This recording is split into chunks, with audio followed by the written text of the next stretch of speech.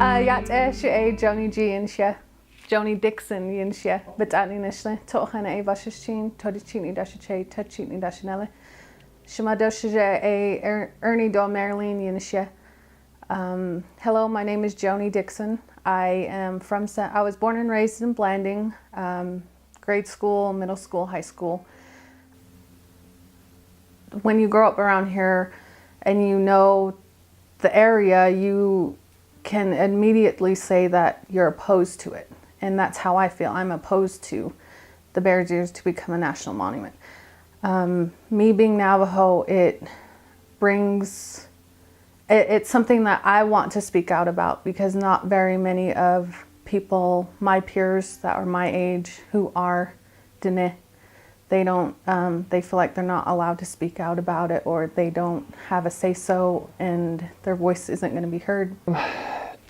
It's a little bit complicated, generally opposed to it, but the problem with the question is that it kind of frames it as the real question is, how much do you want to protect it, and how do you view the land, and that's not really a binary decision. So it's kind of been framed that way just over the course of the last year, I guess. It's been framed as there's only two options. You have to turn it into an oil field, or you lock it down, all of it, and that's not at all how I view it. There's definitely areas on Elk Ridge that I never want to see an oil field, to be honest. It should be, highest protection available. Then there's other areas where you stand on it and you say, this is by any measure not a national monument. It should be available for either continued use of, grazing, or continued use of what it ought to be used for as other resources, possibly. Not just there's one way or the other, and that's the disappointing thing. Is it's kind of been framed that way. Is everything east of the highway to Lake Powell, north of the river to Moab. Thumbs up, thumbs down. And that's not at all how I see it. And that's just because I've lived on it. One of the big issues that we see with the monument designation is just the unknown. The monument can be written up however they want it to be written up, and the way they're talking about designating this monument is unprecedented. They tell us one thing and another thing could happen, and so that's why it makes us really nervous to have a monument, is because it could be quite a bit different than what they're saying. And so the monument designation is the unknown, and it brings into a lot of questions of what's going to happen and what the future will bring. And that's the real, for me, is just the unknown, and what people can decide that have never even been here. And I don't believe that the Antiquities Act grants that authority. There's all kinds of legal problems with these massive monuments that the president's been proposing and has declared. It runs in violation of the Antiquities Act. Is only about 4 paragraphs. It's not hard reading, and you read through that and there's no way that anything in there supports these kinds of massive land management programs. That's not what it was ever intended for. I think they're in violation of the very act that they're using to say to protect the land, and it doesn't protect times what you saw. So it's so vast, and it just seems kind of reckless to say, well, all of it's a monument. Once you north to south, east to west for 30 years, then you can be like, well, it's more complicated than just yes or no. And just the time that you spend out in the canyons. We live out here, we play out here, we used to work out here. Most of that doesn't exist anymore, but it's a way of life, and it's being threatened. We've done a lot of pinyon picking, so and usually early fall you go out and there's a lot of pinyons sometimes, and we go out pinyon picking with my mom. She's Navajo, and so she's really enjoyed pinyon picking us growing up. We did a lot of wood hauling, so we've hauled a lot of wood growing up, and wood hauling can be kind of fun. It's a lot of hard work, but it can be fun too, just being out there. A lot of hunting memories. We've hunted quite a bit. Well, first of all, we make our living off of it. I mean, that's the big thing is we make our living, but also we raise our family here. I mean, that's big. I mean, this is the best place you could raise a family, to get out and to do outdoor things. We are fifth generation ranchers, so our family has been here in San Juan County since the late 1800s. Our family was, or some of our ancestors were some of the very first that came into San Juan County back in the late 1800s. And so, you know, we've been ranching for almost 150 years here in this county. And Because when my grandparents first moved here back in 1960, my grandfather was a ranch hand. He helped many families tend to their livestock, cattle. He was known to break horses, and that's what this community is. That's how families, you know, that's what families live by, is their livestock. And that's important, not only for the Dene people, but for also, you know, the Anglo people. This isn't just about Native Americans, it's about the community of San Juan County. It's not just like we just turned up here, but it is our home, and you know, our ancestors chose to stay here, and you know, for us it's our lifestyle and very important to us. So. it's a big part of our history. I mean, this is the only home we've ever known. For me, I was born and raised here. My parents came to Blanding when my mom was only 14, and then when she was 17, she met my dad here, and he was already working here too, and he was in his 20s. So they lived their life here, and my dad just turned 91 just this last October. So this has been home. The majority of people I know, white and Navajo, and Ute. That's how the majority of people around here heat their homes. I have a lot of people around here hunt. That's how they fill their freezers in the winter. But to see everybody come together, I mean, why wouldn't they be passionate about it? Why wouldn't you be passionate about your family or the land that all your memories are tied to? Or why wouldn't you be passionate about your job that you have to rely on to, or heating your family or feeding your family? Of course people are going to be passionate about it.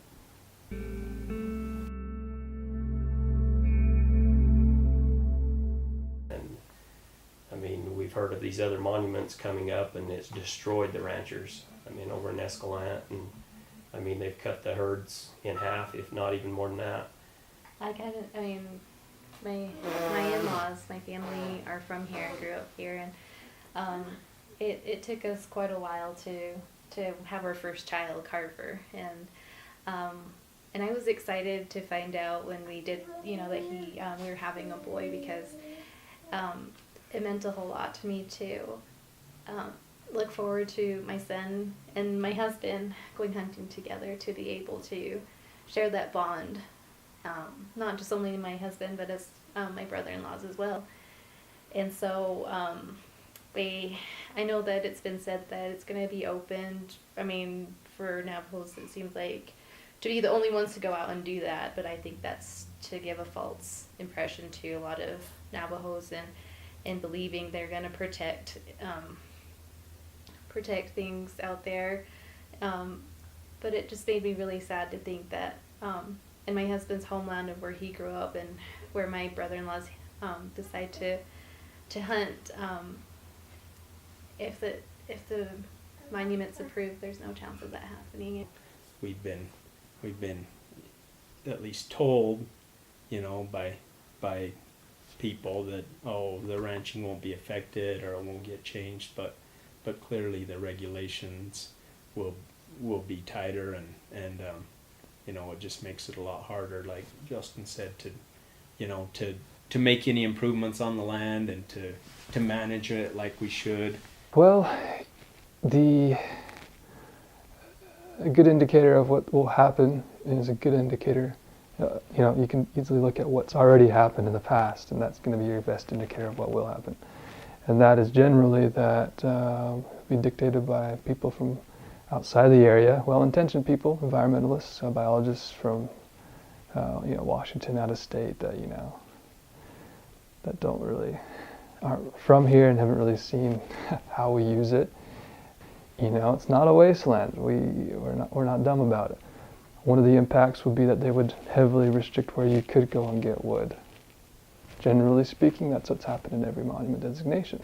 If you look at the Grand Escalante area, it went from a huge, almost 2 million acres down to about 36 square miles. If you did that here, there's so many homes on the reservation that aren't on a natural gas network or don't use propane, that if you just limit it to, here's your tiny wood cutting area, that's not natural for the land. There are no guarantees. There are no guarantees of protection or rights from us. There are no guarantees that whoever's in charge of it is going to do what they say. I guess there's a lot of uncertainty that's really scary for a lot of people because we live here. I don't think so. 'Cause the different groups that they named, they're mainly named like the Hopi, and I think mostly they're located in Arizona and a little part of New Mexico, and so I don't see even our own Navajo Nation president didn't know where Bears Ears was, and he's for it. I believe that the land's already protected. They're trying to make the monument to protect the land. The land's already regulated. The land's already, and who better can protect the land than us locals that love the land? The Ute Nation recently voted out all of their leaders who supported it. They're gone. So you can't tell me that the local people of either of those native tribes is in favor of it. They've spoken. I don't even feel like our own Navajo Nation president is a representation of what we try to, that we're opposing the monument. I mean, if you read the proposal too, it's kind of in the fine print. A lot of people don't understand some of the language, but the proposal is suggesting the creation of what's called a 93-638 tribal entity, which is under the Indian Self-Determination Act. You can create these things in there. Basically, you can create a company, and it's a company, that gets almost sovereignty, government-to-government status for the purposes of what they're created for. So if you created one of these 638s, as they call them, for controlling of the monument, they would have almost government-to-government status with the federal government, which gives them plenary power over everything almost. And finances also. And what kind of bothered me in the proposal is that all those positions are paid. I counted definitely 8 paid positions and probably more than 12. And rather than our local agency office of the BLM Forest Service, we would have paid distant tribal members get a paycheck from California or the federal government. I mean, honestly, do you think our input is going to be better heard by a local place in Monticello from the BLM office? Or somebody whose paycheck depends on doing the right thing for whoever the money comes from?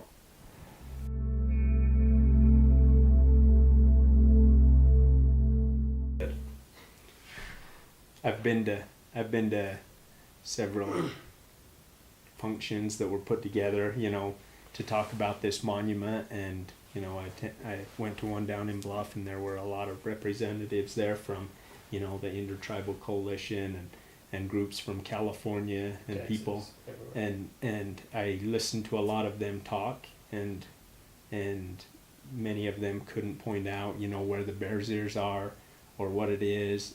They didn't know what the 1.9 million acres means, or even where it is, and what's on it. And so listening to them talk, they were just there because of what they had been told by someone, that it's being destroyed and damaged and ruined, and so I guess what I would say to them is, come and get in my truck with me and let's go drive around and look at it, and and see what it is. Go look at the 1.9 million acres and see what's on it, and see how it's being destroyed, you know, as it is now, and then let's look at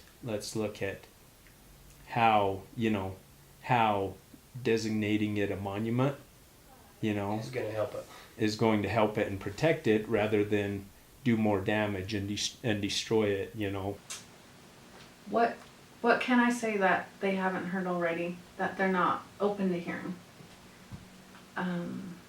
This isn't about just the Native Americans, like I mentioned. It affects the whole community. You're taking away people's livelihood, you're taking away people's way of living, their income, and not just for the Native Americans, you're talking about the whole community.